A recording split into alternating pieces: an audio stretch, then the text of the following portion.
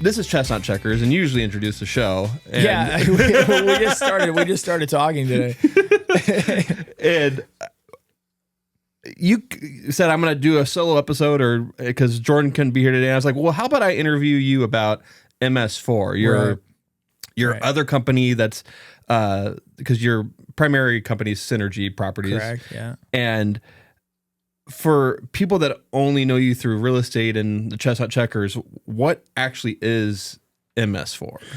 Yeah, So MS4 actually is like a passion project for me, really, and that turned into a business. But ultimately, like you said, recapping, when we were talking real estate, I got into real estate at a young age. That's kind of, I guess, what a lot of people know me for.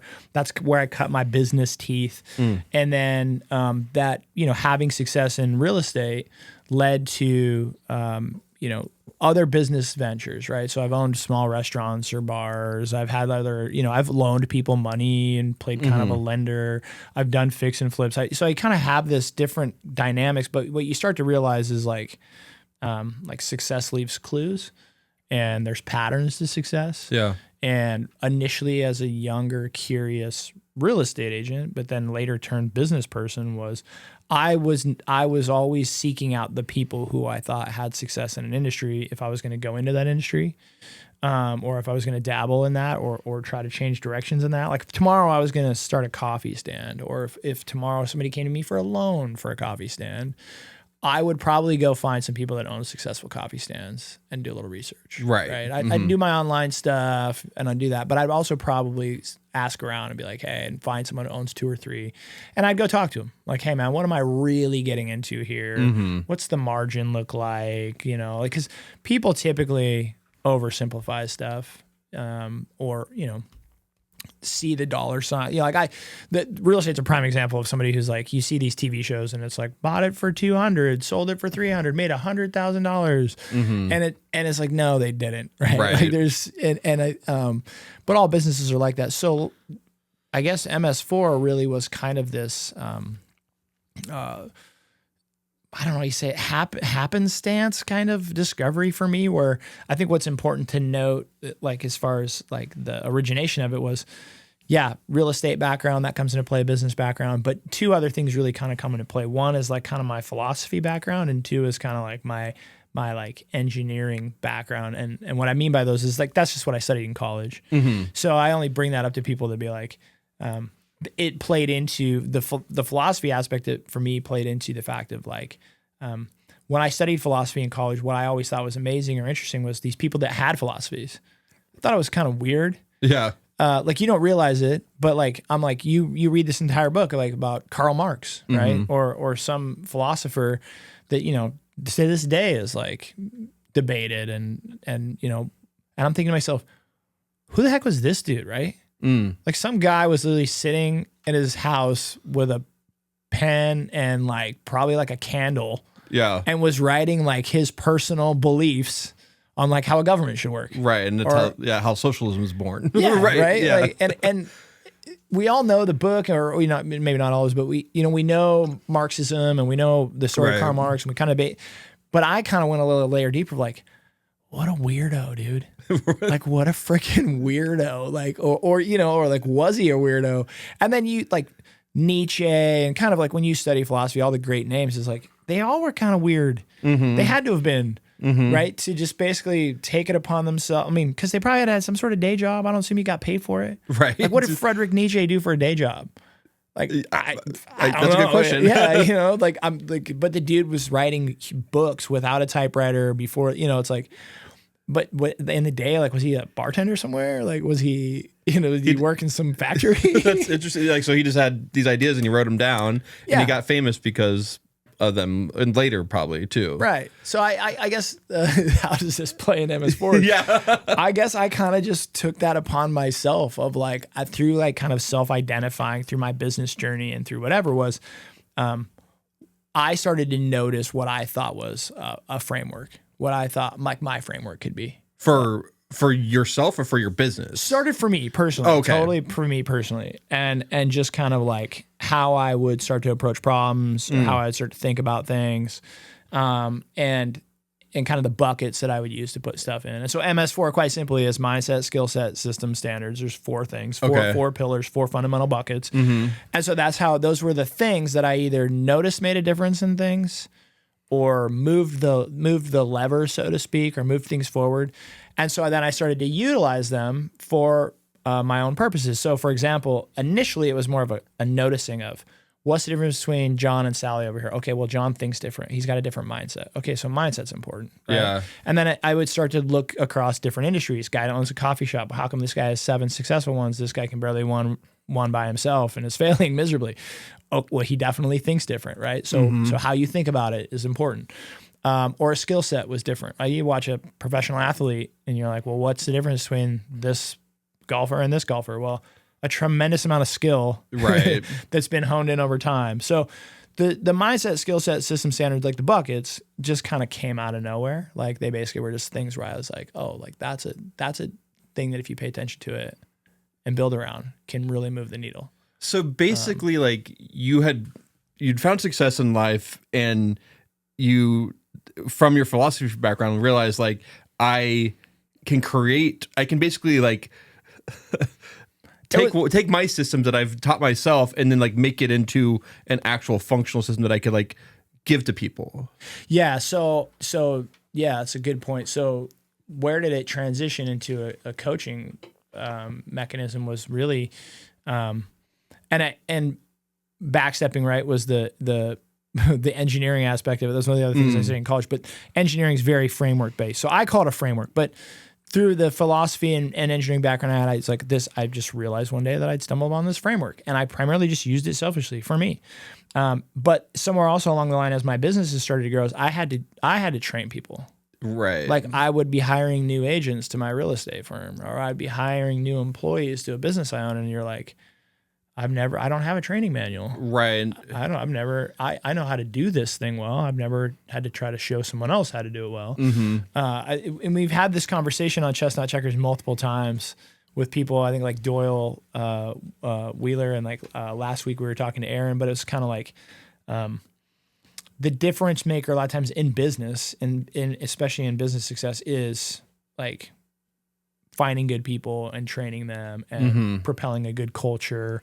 But all of that a lot of times comes back to like systems and processes and, right. And it's one of the difference makers you see in big successful businesses. It's like why Starbucks is Starbucks, right? It's why, Amazon's Amazon. It's like they have protocol and small business guys and entrepreneurs or whoever, you don't have that, so you have to make it.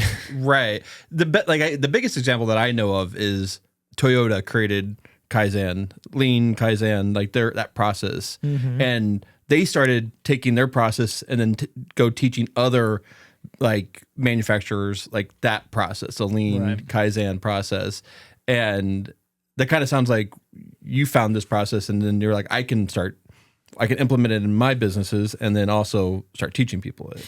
Yeah. And like Henry Ford is the founder of the assembly line, right? That's very tactical. That's very functional. But the framework, like the Kaizen framework, or like for me, framework of MS4 is really more like universally applicable. Like I cannot go into any system and go, or any scenario and go, build an assembly line. Right. Well, that would be weird. Right. Yeah. Like an assembly line is functional. And Henry Ford obviously, did wonders with that. And then a million people go, well, that's super helpful. But, if I have somebody who has like childhood emotional trauma, I can be like, well, build an assembly line. They'd be like, that, what? That doesn't make, but like a framework, like the Kaizen framework, or like for me, MS4 is like, it's like universally adaptable. So I literally kind of, again, had that aha moment. So I used it personally, and then I used it to start training other people. But I used it as the framework for no matter what it was that I was doing. So I'm hiring a brand new agent, and I need to coach this agent how to be a successful agent. Okay, well, I'm going to use MS4. I'm going to talk to them about the mindset that they need to cultivate, the way that they need to start thinking, the way that they need to start honing in their negotiation skills, this and that, the skill sets that they're going to need. You're going to need to be able to negotiate. You're going to need to be able to fill a contract out. You're going to be like this, the systems you're going to have to put in place so that you don't forget things, so that you can stay in long-term communication with a client, so that you're a good, and the standards you have to uphold, right? you can say and do all the right things and make the right plan, and then totally drop the ball if you can't get your butt out of bed, or if you can't show up on time, or you can't call people back when you say you're going to. Right. So I would use it for exactly that, like to train a new agent. But then I started realizing like you could use this for anything. So I would use it to analyze a business, like this coffee stand I'm thinking about starting, or this gal wants me to help finance. Like I can talk to her in this way, like listen for like how she's thinking about her new coffee stand venture and where's she going to expand and grow and all this stuff. And then, like my recent most passionate kind of aspect of it is I've started dealing with a lot of like athletes.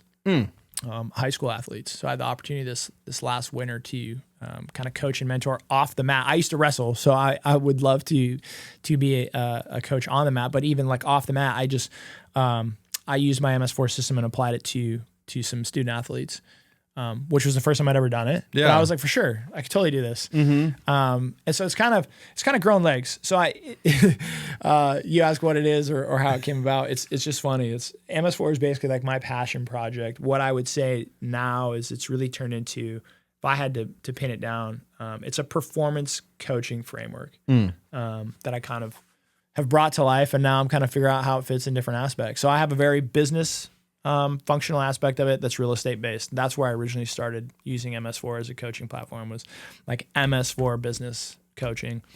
I have MS4, which is more like personal development coaching. It's more like holistic. And then I have this like kind of athletes division. So I call it performance coaching, because I may how do you say this?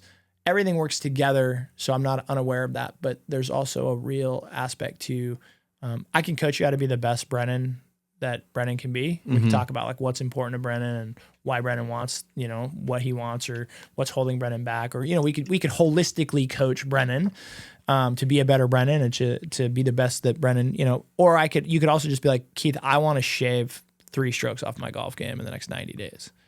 That to me is more performance based. Yeah. Like we're not going to have a lot of the conversation. We'll still have them. We're going to have a lot of like the holistic conversations. We're going to have very much more tactical conversations. That's very directly focused to like shaving 3 points off your golf game. So I'm always very curious and direct with my clients about like, what do you really want out of this? Right? If we're going to enter into like a coaching relationship, what's a win for you? And let's get really focused on that first. So that's interesting. What I should ask, like, of those 4 pillars, like, where do you think people struggle the most with right now? They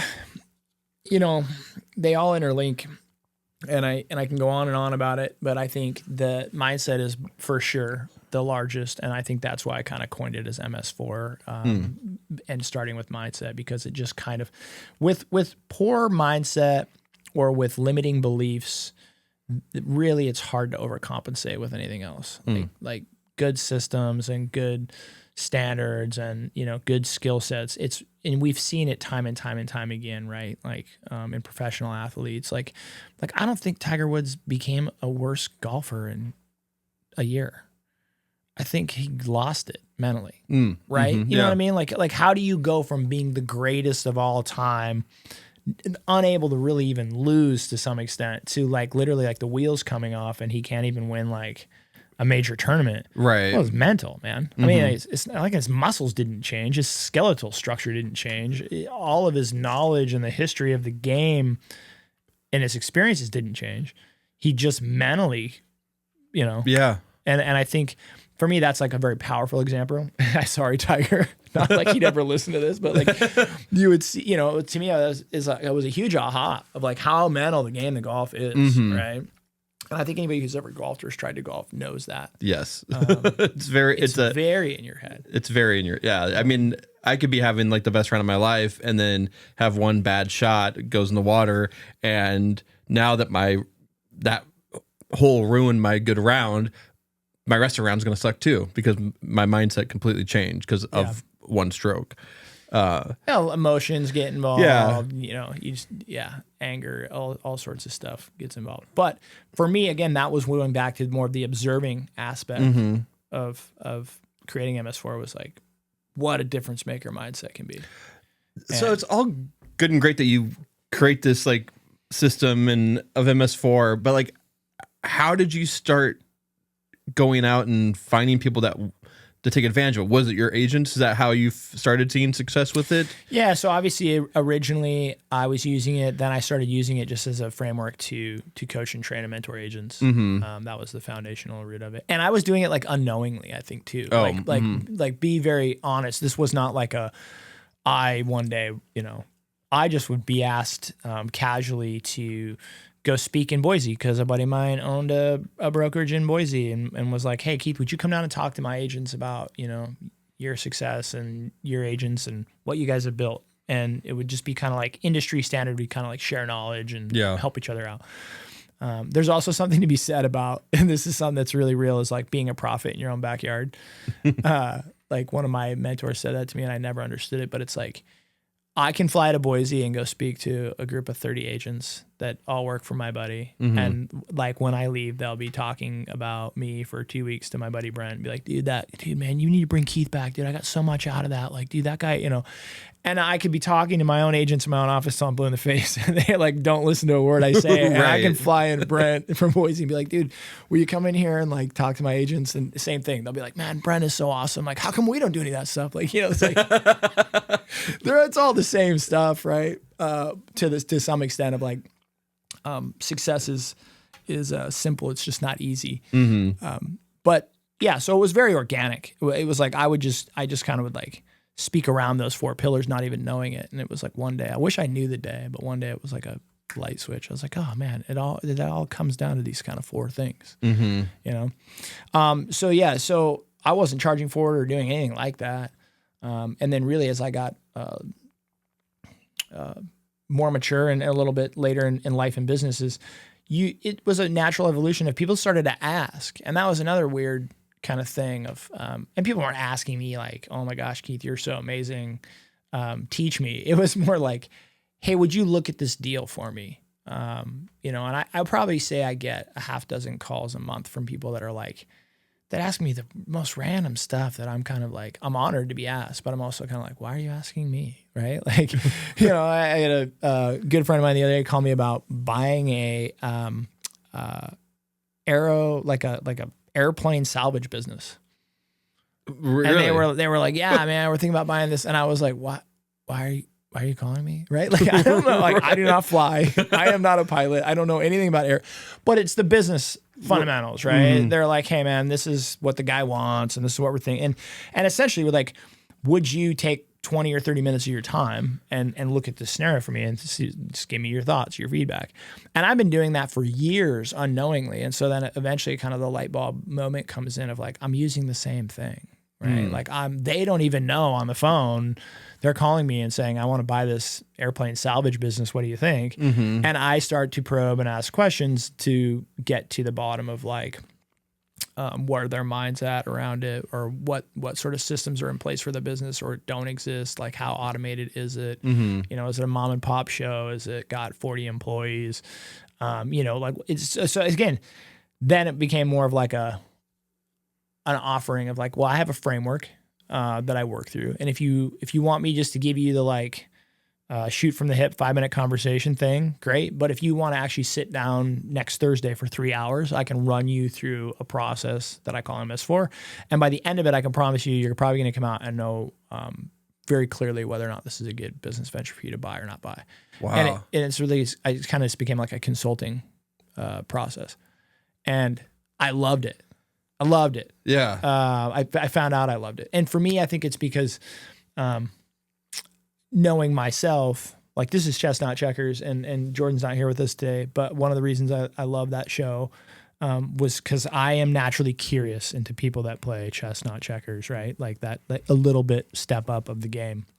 And Jordan and myself think very differently. Me and him both have strong real estate backgrounds. We both have strong business backgrounds, but I would say we approach problems very differently. We look at things very differently.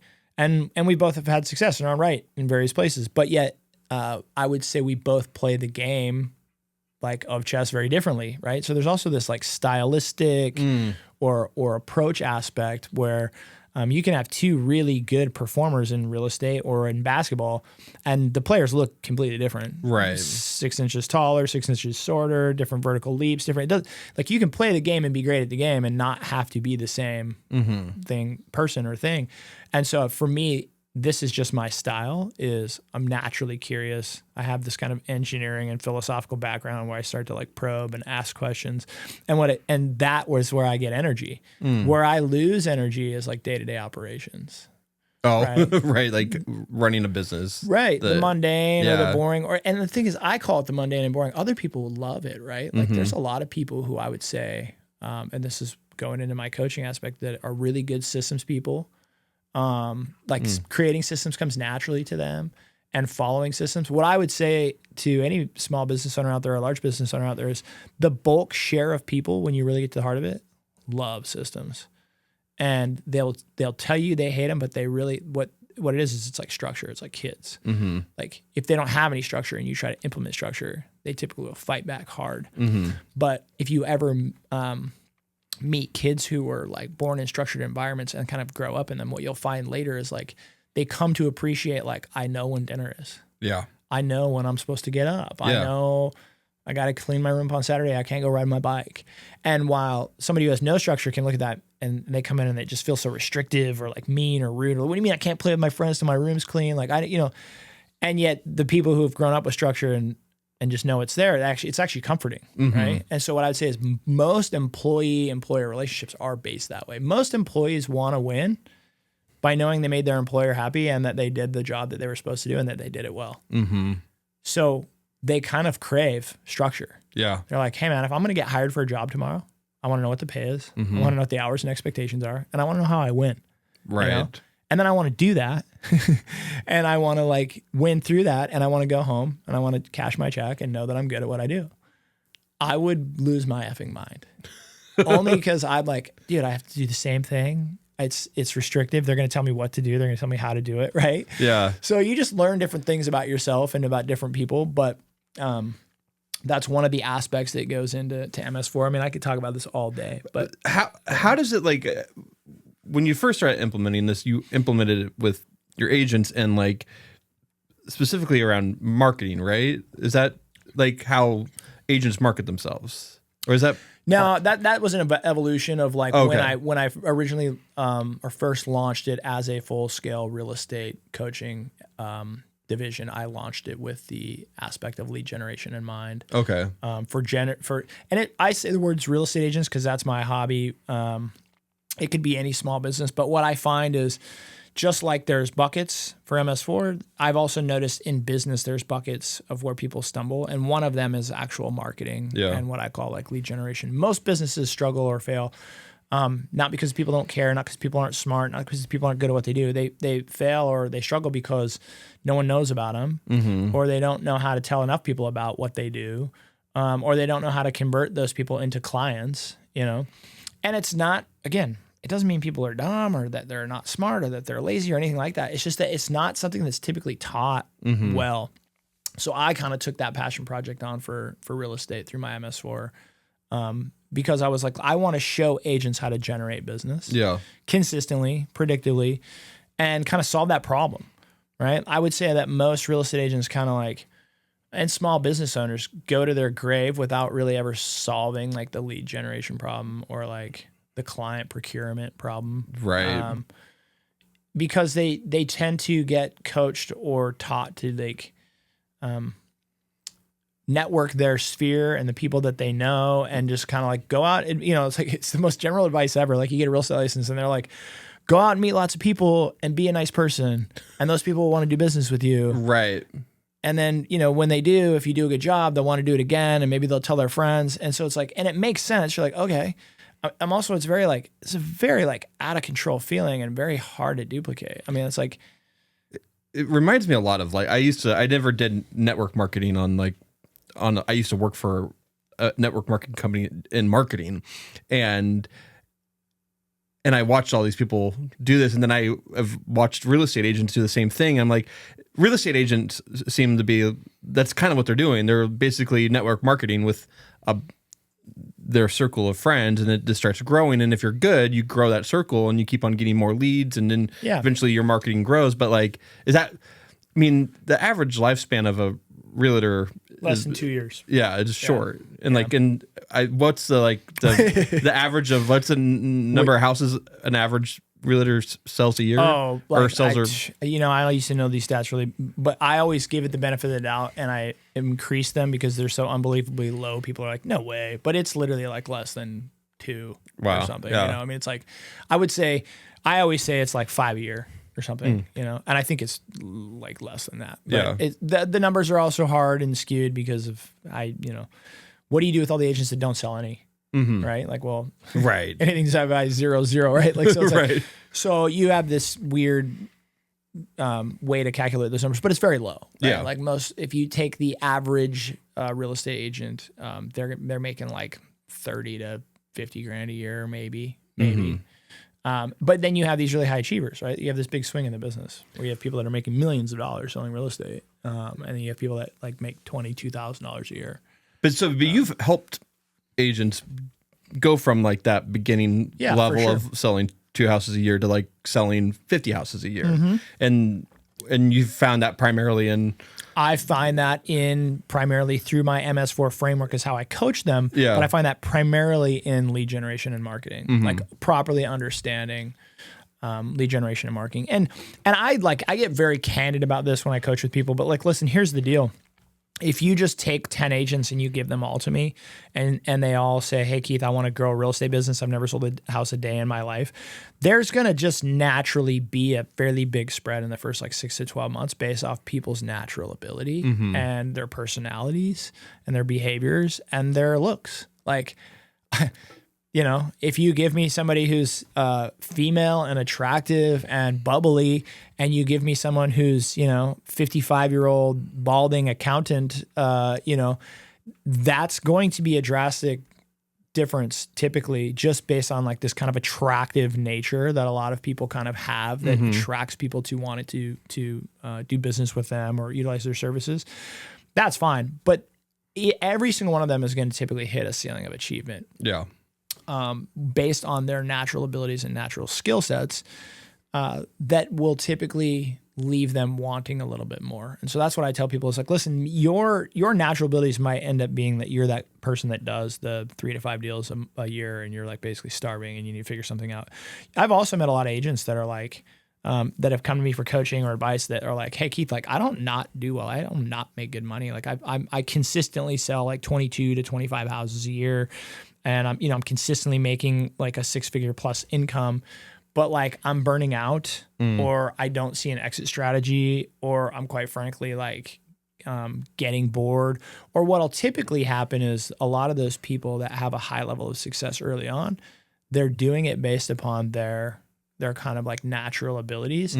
And they start to realize that like they're the center of a hub that's getting stretched like 8 ways. Yeah. Right. Because if I'm this attractive person and I'm magnetic personality and I work with Brennon and Brennon loves working with me, and then Brennon goes and tells his friend like, oh dude, if you're ever going to buy a house, man, you got to use this guy, Keith. He's the best, dude. He's funny. We have a good time, blah, blah, blah, blah.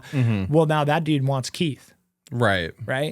And like any substitute is going to not feel good or not going to be what they wanted. Right. So now all of a sudden it's like now you're getting stretched because it's like you have to like be this show. Right. You have to be Keith at 9 o'clock at night on Saturday. You got to be Keith at 7 o'clock in the morning. Real estate's that weird industry where you have to set your own boundaries because there is no boundaries. Your phone number's on the internet. Yeah. It's on a million websites. You're constantly almost like telling people to call you, like, call me anytime. Like, let me know if you need, So Saturdays, Sundays, evenings, it's very, can be very like all consuming. And I think that's where I see a lot of the dynamics of people that come to me for coaching is it's the newer agents. They're like, show me, teach me. It's the struggling agent. Like, man, I'm gonna flunk out, right? Or it's the kind of like star attractor who's like, man, I'm bumping my head on this ceiling of achievement that like I've been at for a while and I'm doing okay, but like I'm getting burned out. I don't see an exit strategy, and I'm getting pulled in a million different directions. Yeah. And it's because you didn't build a business based on systems or processes. Is that the difference between what separates agents that grow and the ones that stay stuck? I think it is, there's all sorts of things that separate them, but I think the ones, if you want to become a successful, and I use real estate agent, but I could also placeholder business, to have a successful business and to have success long-term, year after year after year after year, is hard. And I think that the mindset aspect of it is extremely important, but then the skill sets and the systems and the standards, all of these things are going to evolve over time as well. Yeah. So I would talk to you about the 4 fundamental pillars as a brand new agent very differently than I would talk to somebody who's been in the business for 6 years. I would talk very differently to somebody who's going to go buy an airplane salvage business that they've never run about what their first 6 or 12 months looks like than if they were about to inherit an airplane salvage business from their father that's like a 4th generation business that they've been involved in for 5 years. Right. And they're just about to inherit it, right? Like, because, and this is the other thing I tell people is like, initially as a business owner, you're learning all of these things. So as like a real estate agent, like I've never sold a house. So initially I need to learn the skill set of how to do that. Right. Like the art of doing that. How do I fill out the paperwork? Like how do I communicate with people? Like what terminology do I use? Well, how do I deal with a lender? How do I, pretty soon it's like, well, that's not the skill set you need anymore. So you have to shift and pivot. What happens, I think, is people that naturally get lazy. So it's the same thing with systems. Like if you were to build a system to sell 20 houses a year, that could be great. But if you tell me you want to sell 40, well, we're going to have to rebuild your systems. Right. It's not saying that your system is bad. It's saying that your system was built around the production level that you had. So it's like, well, if you want to double your production, we're going to have to rebuild some systems here. You're going to actually have to change the standards that you uphold. Right. You're going to have to change the skill sets that you currently have. A lot of the hurdles that I help people with, especially with, what I call infantile or toddler businesses, is the hiring and training process. And that scaling process is you end up having somebody who's really good at what they do. They're not really good at training someone else to do what they do. Right. Or they're not really good at holding people accountable to that training, or they're not really good at looking at a profit and loss statement or a balance sheet or doing their taxes. And so that's one of those things. It's like very commonly I see, Johnny Excavator started his excavation company with a excavator and a skid steer and a trailer and a truck. 3 years later, making great money, but they said, well, okay, I'm going to hire a person or two. Right. Well, now all of a sudden it's like, well, you're not the guy behind the excavator all day. You're the guy out bidding jobs. You're the guy out meeting with clients. You're the guy who has to do payroll every other week. Sometimes people go there and just say, oh, I don't like this. I'd rather go back to running the excavator. That's fine. Yeah. It's a moment of honesty or trying to be like really transparent with yourself. But the other thing is they're kind of like, well, no, I don't like it because I'm terrible at it. What I really want to do is have an excavation company that has like 8 trucks and 8 guys and makes this. But I don't know how to do that. I don't have that skill set. I have not developed my mindset to be that kind of a leader or a business person, right? And that's where MS4 could come in, right? That's where I would use that framework to say, okay, it's the same fundamental framework is just going to evolve as your goals evolve, right? So I could utilize MS4 framework to take somebody to start an excavation company and to scale it to $1 million excavation company. And my initial conversation with them is, this is what we're going to focus on now. And then with this goal in mind, this is how this is going to evolve, right? And I think people just too often don't think big enough. I know that I did when I was a young agent, I wasn't trying to think small. I didn't have end in mind. Yeah. No one ever asked me that. I remember sat down, I was like, Keith, where are you trying to take this? I was like, I'm worried about tomorrow. Right. I'm worried about next week, next month. And so it took a while for me to get to a point where I think through great mentorship, people started asking me tough questions or push me to seek for answers that maybe I wasn't seeking, and to get my own coaching. So I've probably had, I don't know how many coaches, but I would say close to 10, maybe 8 or 10 coaches in my life that I've paid money to coach me through different aspects or different phases of my business or professional career. And I would tell you that I wouldn't be where I am without every single one of them. And sometimes it was a short relationship. It was meant to be that way. You know, I'd get a coach and I'd be like, hey, fundamentally, I need to coach with you. How long or what do you think it'll take to get me from here to here? And they'd be like, 6 months or a year. Yeah. And some of them were more like they transitional. Like I coached with a coach that literally I remember I called him one day and I was like nervous about the call because he had asked me to do something the week before. And I literally on the call, like I'm telling him, this is where I'm at, this and that. And he literally goes, Keith, you know what? I'm so proud of you, like from where you've come. He's like, I think that our journey has kind of come to an end at this point. And he's like, I just want you to know that you always have my number and you can call me on a needs basis. But like, as far as like a formal coaching thing, he's like, you've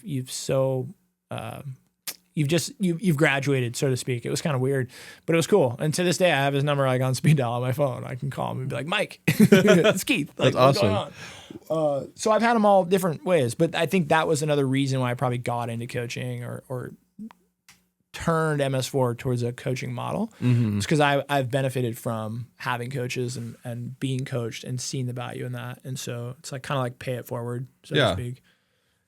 Coaching is, it's funny. The reason why I'm podcasting is because I had a coach who like basically I was getting coached at my old job at the marketing agency I worked for. And I basically convinced myself that I needed to open up a podcasting business. And it was, but it was from that job that like, it gave me the encouragement to kind of build this. But then I have been stuck in the last couple of years of like, I should probably go back to coaching because like I know how to do so much. Like I know how to I can create a website, I can do branding, I can do all this stuff, I can run social media, but like, I don't have any systems in place that like help me do it. So like just talking to you is like, oh man, I need to look into this because I'd love to know like, what are some success stories that you've seen that you've like personally helped coach someone through?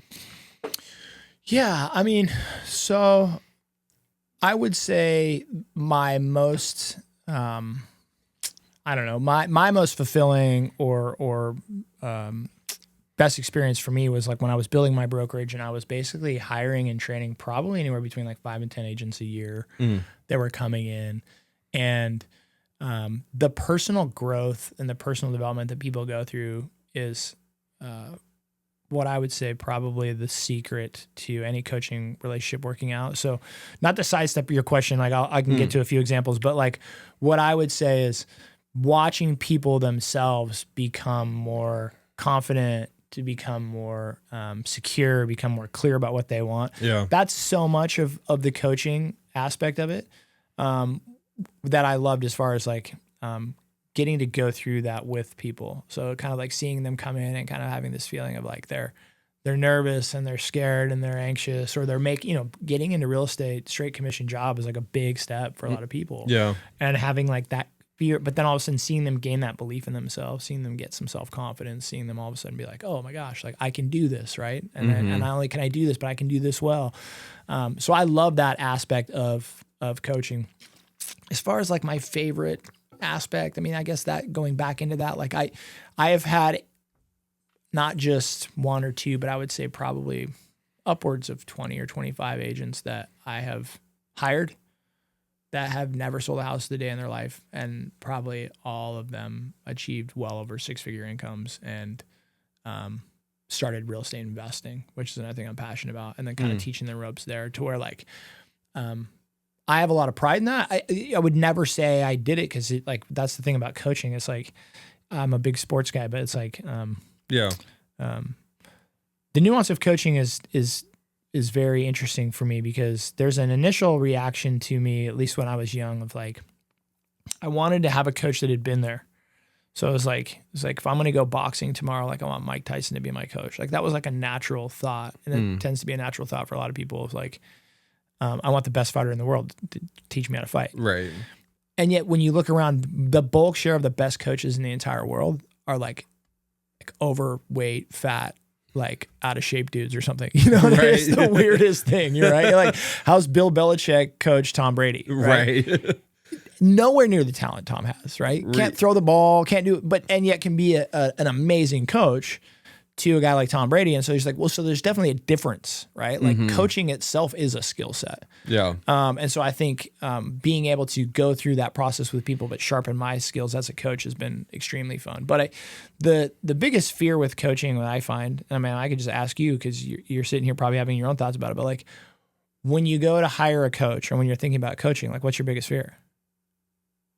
My biggest fear is spending money on it and having it not work. Exactly. Spending money and having it not work. Exactly, right? It's a gamble on yourself, and it's a financial gamble to hire a coach. And people's biggest fear is typically like, I'm going to get a coach, I'm going to pay money, I'm still not going to do the things that I need to do to be successful, and now I'm just going to be like have less money in my pocket, have paid a coach. Kind of have this public shame because now there's somebody out there that knows that I'm not doing the work I'm supposed to be doing. Right. Yeah. And so then it's easier to kind of retract. I mean, I think that's the magic of coaching a lot of times is it is a person investing in themselves to say like, I know that I'm in a spot where I want to get to another level, but I realize that like, I'm not going to get there on my own, typically because they either are smart enough or aware enough to know that they don't have the knowledge. Like if I was gonna be an astronaut tomorrow, like I'm smart enough to be like, yeah, dude, I'm not trying to go to space by myself, right? Like I definitely, it's a vacuum. I'm gonna die. I need help. But if it's this like the scale is smaller, like someone's like, hey Keith, do you want to, teach yourself how to play the guitar? I'm like, well, like low bar to entry here. So what? I play some crappy notes. Like, okay, I'll give that a shot. I'll try to self-teach myself that. But like typically somebody will say like, I need a coach because the stakes are high enough, or it's something that I know I can't do. Or it's something that they've tried for a long time and they have a level of success or failure at that they're just dissatisfied with, and then they know they need help. So it's like, okay, I know I need help, but now it's like, I got to take a chance on myself. I got to leverage some money. And my biggest fear is gonna be, it's not going to work. And I'm not going to be out some money. But then also I think there's having good coaches in my life is like, yeah, dude, I cannot explain why after 15 or 20 phone calls with a coach that I had been coaching with, I would still get like a knot in my stomach, like 20 minutes before a call. Like I'd be like, oh man, I got that coaching call at 11:30 today. Like, what's he going to ask me? Like, what's he going to, like, where's the what buttons are you going to push? But it was just because I knew that they were going to try to make me better. Yeah. And I knew that there's not a lot, if a coach doesn't challenge you, or if they don't, and it doesn't have to be scary, but if they're not going to try to get me to do more or to be better, then they're not really helping me as a coach. Right? Yeah. So there's an aspect of that you have to lend yourself to. And I think good coaches know that. And I think good coaches also realize typically when someone's coming to coaching that they're probably have already gone through this mental process. Yeah. Right. And so it's like, how do we do it together? Right. Yeah, no, I'm curious. Like, I think one of the problems that I face in business is like my mind. I think it is definitely my mindset. Like my mindset is kind of lazy. Like I sometimes just want to do the bare minimum to like just be a podcast producer. But I know that to grow, I need to work harder. I need to probably get up at 6 o'clock in the morning if I want to go work out. I need to do all these different things. Is it possible to like help people change their mindset too? Like help them go from being like someone who doesn't want all those, like I had a dream a long time ago to have an entire bank of podcasting studios that have 5 different studios that were 5 different themes, like a couch setup, a table setup, a couple other different setups. But like that was my original vision, and then it just kind of like either through just life and like just not having it work out and just being able to be like, I'm fine with just having one room. Yeah. But like I think, can you help coach someone that like get back to that original vision? Oh, for sure. And so I would call, first of all, if we're labeling things, right? In the coaching world, like what you're describing is what I like to call like resignation, right? It's resignation. As we get older, we don't use that terminology, but it's like we get resigned to the things in our life that are the way that they are, or that we don't think that we can change. And yet we don't usually use that words, or we don't usually say that. But like a lot of times I had a really great mentor of mine. And if he ever heard me talking a certain way about something that he could tell like I didn't believe in, or I didn't want to do, or I wasn't going to do, he would say that exact phrase. He'd say, Keith, I hear resignation in your voice. And it was like, no, what? I'm not resigned. I'm just saying like, and I would start talking about the issues, the problems. He's like, listen, if you're trying to find the explanation as to why things are going to stay the way that they are, he's like, well, congratulations, you're going to find it. You know, if you're trying to, you know, tell me why this thing isn't going to work, then congratulations, just save your breath. Like if you don't want it to work, it's not going to work, right? And it was this aha moment for me of like, man, like how often do I do that? Or how often do normal people do that? So one of the things about MS4 is like, great, I got a framework. Cool, Keith, you came up with your own framework, you know, like how arrogant is that? And great, you decide you want to be a coach or mentor people. And so, you know, again, there's a very real thing, just like we all have this inner child voice of ours of like, who am I? Who am I to be great? Who am I to be like one of the greatest of all times? Who am I to be a good parent or a good business person? Or like we all have self-doubt and insecurity. Yeah. And so going into the coaching world is the same thing. It's like, well, who am I to be a coach? Like, what makes me think my framework's so good? Like, how am I going to coach these people? Like, all these people make more money than I make, or they have bigger businesses than I have, right? And what you realize is, going back to that Bill Belichick analogy of like, you don't have to be better at somebody to coach them, right? Right. And if you ever go to, which I've been to, like some seminars, and you go to like kind of some like coaches, I went to a thing called Coaches Skills Camp. It was like how to be a good coach. And a lot of people there were like athletic coaches, like a wrestling coach or a tennis coach, and they're teaching somebody fundamentally how to coach somebody else. Well, whether you're a business coach or a personal development coach or an athletic coach, there's these fundamental principles. And I could teach Brennon how to coach me, right? And it's just a matter of asking the right questions and listening for different cues and different things. But that being said, was one of the things that I knew I had to figure out with MS4 was like, I knew I had to figure out how to make it effective. And the only way that I knew I had that it was going to work to make it effective was I had to figure out how to move the needle for each one of those 4 buckets.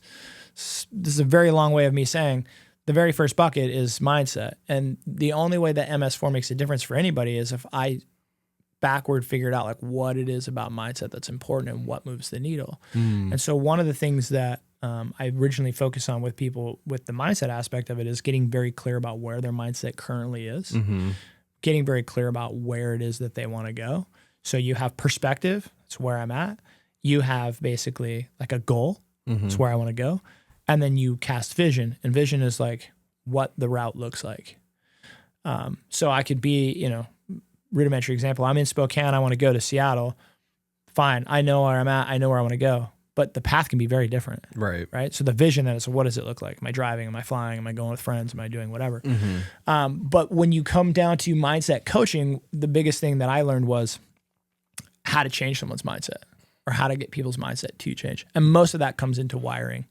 And so what I would tell you is like, the same thing I would tell anybody is like, most of us after the age of about 20, 25, our wiring, our framework is kind of like stuck. It's stagnant. Yeah. And barring a major life event, tragedy, find out you have a brain tumor, lose a spouse or loved one, like something that really rocks you, outside of that, most people never change. Yeah. Like your hardwiring doesn't change. So you have to figure out how to do it, right? You have to figure out how to manipulate that. So that would be the first thing that I would say is like, yeah, absolutely. Like that's the first thing I focus on with people is, it's not going to happen overnight. It's not like it's not a magic trick. It's not like anything that you can just snap your fingers and change, but you can put practices in place that start to rewire and recreate the framework of your own mind to understand A, whether or not the things that you want are really what you want.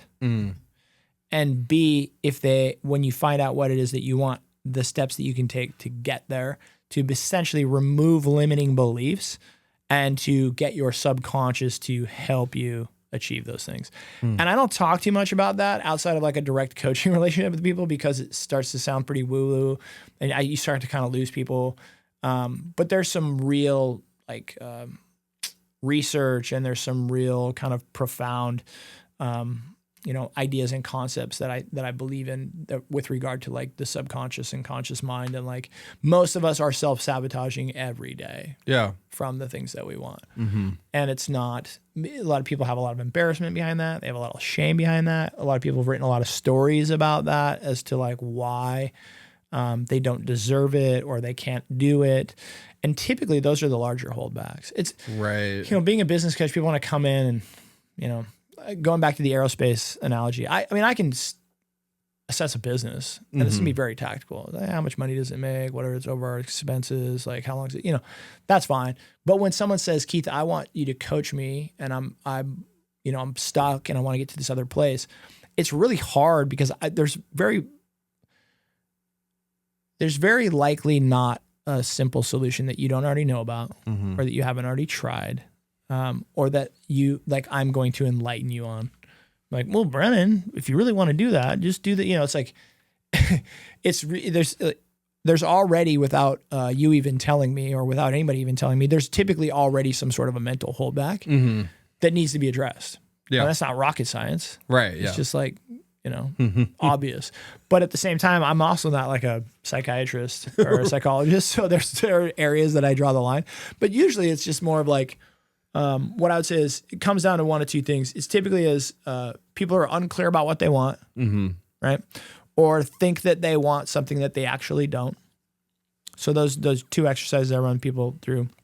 And then the third is they have fear. Fear is holding them back. So a lot of people go their whole life chasing things that they don't actually want. They were told to want them. They thought that they want them. They want them because they're trying to prove something to somebody else. The high school bully, their mom and dad, whatever. Or they're just unclear about what they want. Like a lack of clarity, it can be like one of the largest success killers ever because it is, without people knowing it, it is like a victim, and it is self-sabotage at its greatest. Like it's kind of a victim mentality. Like I don't have to chase anything if I don't know what I want. Right, yeah. And if I start chasing something for a few weeks and it doesn't feel good or starts to feel uncomfortable, if I'm not getting the traction I want, I can easily just stop and start chasing something else. And no one will really question me because I was like, well, I never really said I wanted that. And I was kind of did, so as long as I stay in this like ambiguous state of kind of like, well, I just want these generalized vanilla kind of success terms, then no one can hold me to account, like not a coach or spouse or anybody else. And also no one's going to press that hard because they're just going to be like, Keith's a cool dude. He seems like he's happy. Like, whatever. Yeah. But if I pronounce something, if I get on social media today or look at this camera and I'm like, hey, in 6 months, I'm going to bench press 300 pounds, or in 6 months, I'm going to make $500,000. Well, now I've declared something. Yeah. That other people know. That other people can casually just say, hey, Keith, how's that $500,000 thing going? It's been 2-3 months since you shot that video. How's that going, right? Like, so it's easy to be like, well, I want to be successful in business, and I want to be in good shape. And then we can just live in this really generalized good shape success area that mean nothing. Right. So. Gosh, I mean, when you think of people that should be a part of MS4, like who is like a perfect fit or like a good fit, that like who should like come and like say like I need coaching from you right now? I would say anybody who is not satisfied with where they're currently at is potentially a little bit stuck, or just like I said, just dissatisfied with where they're currently at and wants to change. Those are two questions that I ask when I start coaching with someone, that if like the answer is no, or there's hesitation, like it really, because as a coach, like selfishly, like I don't want to fail through you or anybody else. Right. Like the last thing you want to do is to be, like coaching someone who doesn't want the coaching, or coaching someone who doesn't want to actually change or do the work. Right. So it's a selfish ask on my own part, but it's also a real ask on their part to protect their time and their money and do whatever. It's like, and I think, there is also some, I would say, societal pressure to constantly be better and do more. And if you look around social media, and if you look around like it's always these people that are doing these great, amazing things. And so I think a lot of times people have this pressure on themselves that they're not doing enough, or that they could be doing more, or they're not doing enough amazing or great things. And the truth is, when you really start to get at the heart of it, is like, you're doing just fine, and you're just discontented with like you have this gap between what you feel like you should be doing and what you are currently doing. But like at the end of the day, it's like, you know, you're a great neighbor, you're a great friend, you're a great spouse, you're a good business person, you're a good father. Like, at the end of the day, if you start to label the things to certain people are like, yeah, totally. And I'll be like, how's that feel? I'll be like, that feels great. And I'll be like, so what's the problem? And I'll be like, right. I don't know. And it's like, you know, Yeah. well, maybe there's not one. Yeah. Like maybe the only problem is that you're, you know, holding yourself to a hypothetical standard that doesn't exist based on, you know, outside forces type thing. So I would say, going back to like your question would be like, that's why I say I want to coach with people that realize they're not where they want to be. Mm-hmm. Like I am not where I want to be, dude. I sold 5 houses last year, and that is not acceptable to me. Like, I'm going to have to get a different job, or I'm going to have to do this better. I want to sell 20. Or, you know, I have a business that's losing money every other month, and I'm making money and I'm not, and this is just not working for me, right? Like, I'm somebody who's very clear about like, I am not where I want to be and I want to change, and I'm willing to do the work, right? Like, those are kind of the two things. For anyone that's listening and like does feel stuck in business like right now, I kind of asking this selfishly. It's like it was like designed perfect for me. ChatGPT wrote this question perfect for me. What is like the first thing that they should go focus on right now if they feel stuck in their business and they want to do something immediate to like kind of get them excited again? So assuming that you're in the right business for you, meaning like you want to be in the business that you're in. Mm-hmm. I would go through an exercise of like really remembering what got you into the business and what you're excited about in the business, and asking yourself the question of, what aspects of the business do I enjoy the most? And if I could just do those things, right, would my business look different? What I typically will find with most business owners is they either struggle and don't find success, which is unfortunate. They find success, but they're unhappy, right? Or they end up finding success and having to do all of the things that they don't love about the industry that they're in. Yeah. And that's, you know, for me, those are both losses. Yeah. Right? We're losing on both accounts. It's like, well, you have the success, but you're miserable, or you don't have the success and you're miserable. So how do you get back to that? And so I think it's identification of, are you in the right business for you? Like true heart to heart with yourself. And if you truly love the business that you do, what are the most important things? What are the top 2 or 3 or 4 things that you do inside your business that you want to continue to do, that you could do every day, that bring you happiness, that bring you joy? And then I would start to look at like, okay, well then how do we get rid of all these other things that are getting in the way? Or how do we build systems or create models or structure or develop the skill sets that we need to get these other things handled so that you can just focus on what it is that you want? Yeah. And that typically brings excitement back to people. Yeah. Because they're like, yeah, man, dude, if I could just be the guy in the excavator, like my life would be great. And they'd be like, okay, well then we need to go back to being like a guy with a truck and a trailer and an excavator and a one-man show. Are you okay with that? Or you need to hire a general manager to run your landscaping company and start hiring people and start meeting with you once or twice a week to talk about the direction of the company. And they need to be the ones going out and bidding jobs. And they, you know what I mean? Like you can play any role you want inside of a business. And I think that's where people get stuck is like, they always feel like they have to be the top dog. They always feel like they have to be the one with the answers. They always like the cute little barista that starts a coffee stand and everyone loves her. And that's where the clientele comes from. And the next thing you know, it's like, she's not in the window anymore.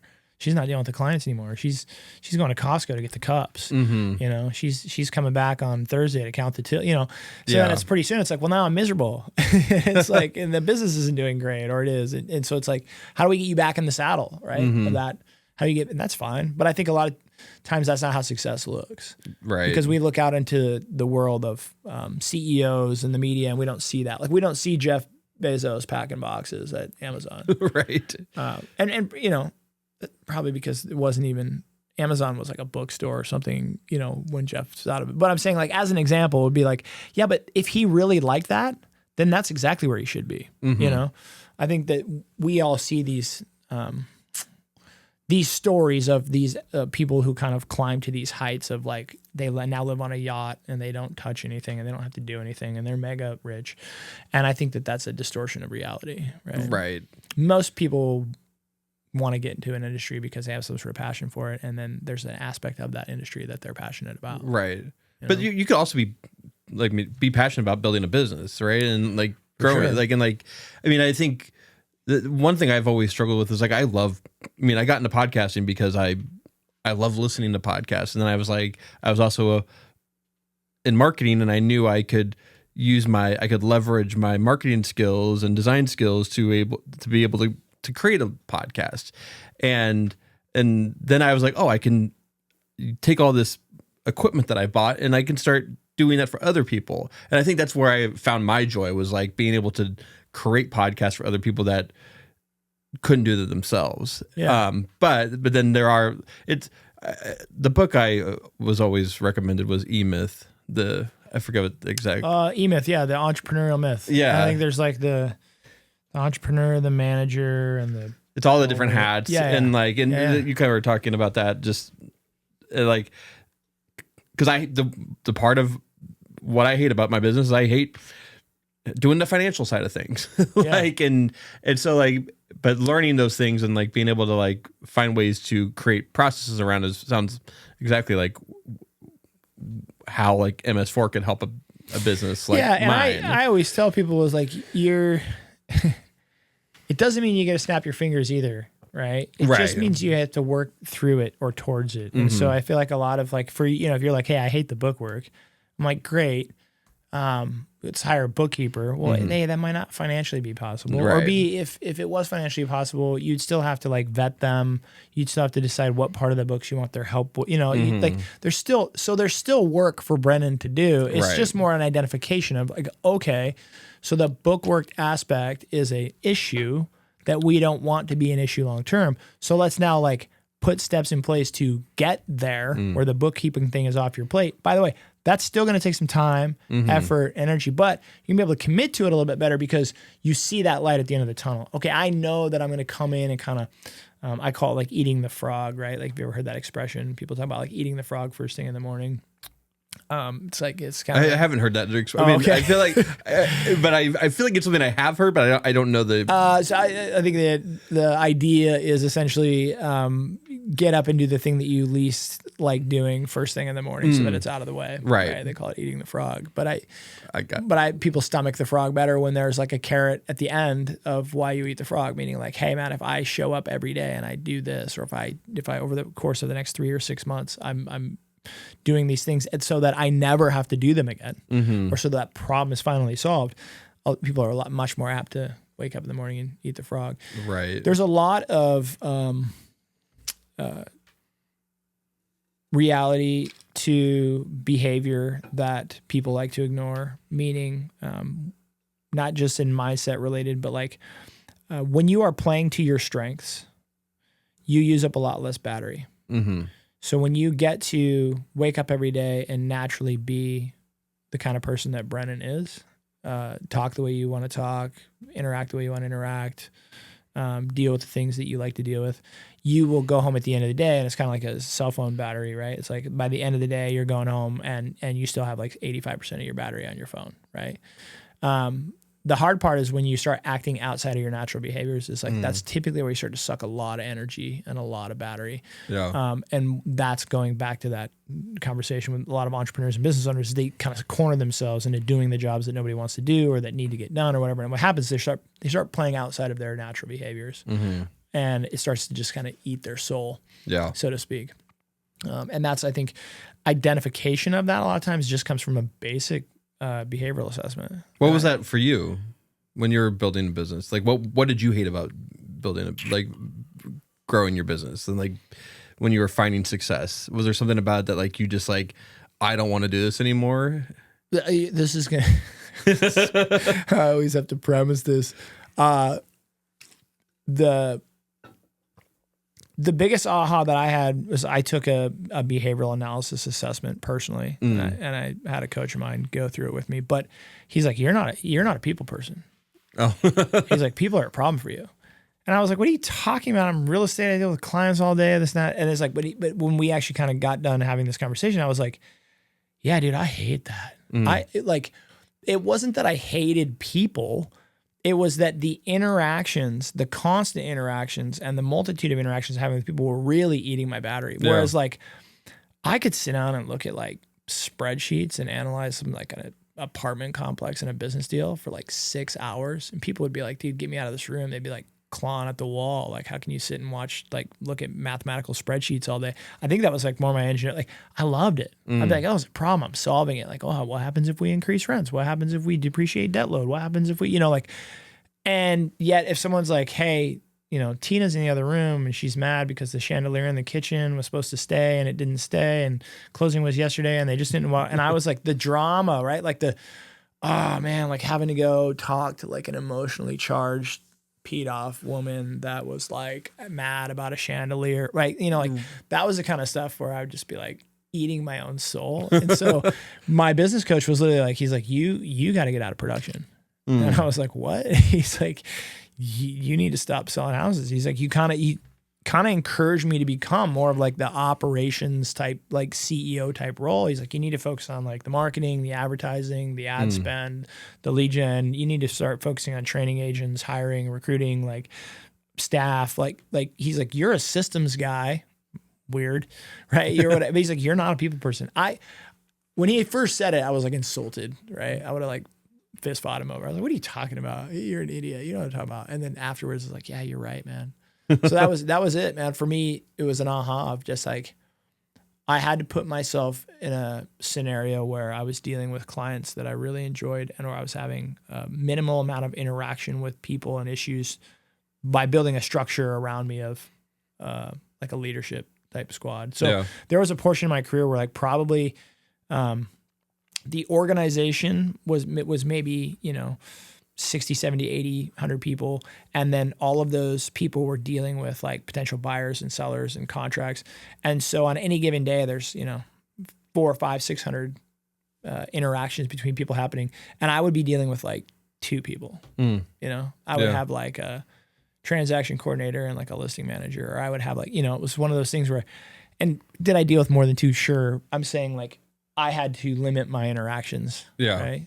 So I was just like, okay, build the walls, But that's also how you grew your business, right? Like, so. Yeah. And it's very unnatural for real estate agents to do that. Right. Like I would say most real estate agents are outgoing, bubbly, love people, love the interaction, want to be involved, problem solvers, and I was like, can I just go back to my office and look at some spreadsheets? Was it your vision to grow Synergy like to how big it was? Like, was that like, or is that just like, or did success just happen and like you found yourself, I need to adapt because my business is growing so fast? I think it was originally completely outside my realm. I had no idea. I was just waking up and doing the next best thing every day. And that would be the first 3 or 4 years of my career. I would say at some point in time, though, it was done intentionally, but it was done intentionally through, how do you say, like sequential growth. Meaning like I would set my sights on base numbers. Like I would say, okay, you guys, like this year we did 150 transactions. Like I would like to see 200. And I would like to, grow the team from 6 agents to 12. And so, and I would set my sights on that. And then then it was like, okay, well, let's see if we can get to 3 and let's see if we get to 4. And there's a lot to unpack here in the sense of like, would I go back and do it the same way? I don't know. But, people say, were you chasing success just for success or whatever? For me, it always came back to, it wasn't really about the numbers, meaning, if my firm and myself sold 400 homes in a certain year, I wouldn't tell you that was a better year than the year that we knocked down 175, right? Could have been a worse year. Right. But the production, the numbers, the scoreboard that we a lot of times measure success by was better. Yeah. People would point at that year and go, Keith, that was definitely a better year for you than this year. And interpersonally, I'd be like, it was awful. I hated it. It was a disaster. I would run back to this other place, right? Because baseline has to get met at some point. So when you are not making the money that you want to make, or you're not having the success that you want to have, that's a different conversation than when you say, okay, like for me, this isn't about more, it's about better. So it was just kind of like, is Michael Phelps chasing like, the next Olympic gold medal, or is Tiger Woods chasing that? No, it's just kind of like, no, but I have this skill, and it would be a shame for me to walk out here and like throw a tournament or not try. Right. So it was that really kind of, it sounds like esoteric and weird of like, be the best you can be. But it really kind of at some point involved into that. Yeah. It was like, well, let's just see where we can take this. Like, yeah. We have momentum. We're doing good stuff. So like what does happen if we just keep on doing these things? Like, can you grow this to be the number one independent brokerage in Spokane? Could you turn it into a franchise? Like, and none of that was the end goal, but there were micro commitments year after year to just get a little bit better. Right. That just compound, Yeah. Well, what's next for MS4? I know that you've kind of, we've talked a lot about MS4, but as like a business, like, is your goal to just to start coaching more, or is it to grow your business? Like, I know you have a team, and yeah, I mean, for me, in a perfect world, what I would do is I would coach people that, like I said, aren't where they want to be and want to change, but the higher and higher caliber clients for me is kind of something that I'm pursuing, and that I'm excited about. Right? Yeah. Like, I would love to coach professional athletes at some point in time. I would love to coach like really high level thought leaders and people. And again, like, there's that whole, is MS4 that good? Is it worthy of those accolades? Like, can you really put up or shut up? And I think that's, to me, where I'm passionate about, like, my craft. Like, as far as like my craft as being an agent, I honed in on that for years. As far as my craft of being like a business owner, I pushed there. For me, honing in on the craft of coaching is where I'm at right now. Like, can I get results for people? Can I move people forward? Can I help people get the things that they want in a variety of capacities, in a variety of industries, whether it's athletes, whether it's business people, whether, that to me is, but I think long-term is, can I get MS4 to a place where it is so effective and so pivotal that it will be able to be kind of used at a really high level? I always like, I aspire to be like, or I look up to guys like Tony Robbins. I look up to guys like, and these massive kind of thought leaders. But I mean, it's like, at this point in time, it's like he's coaching like CFOs and CEOs. He's coaching athletes, I mean, like, there's a great story about like, they flew Tony in on his private jet to talk to like Kobe Bryant at like halftime of one of like the NBA final games or something, I'm like, that would be cool. That would be cool. That would be awesome.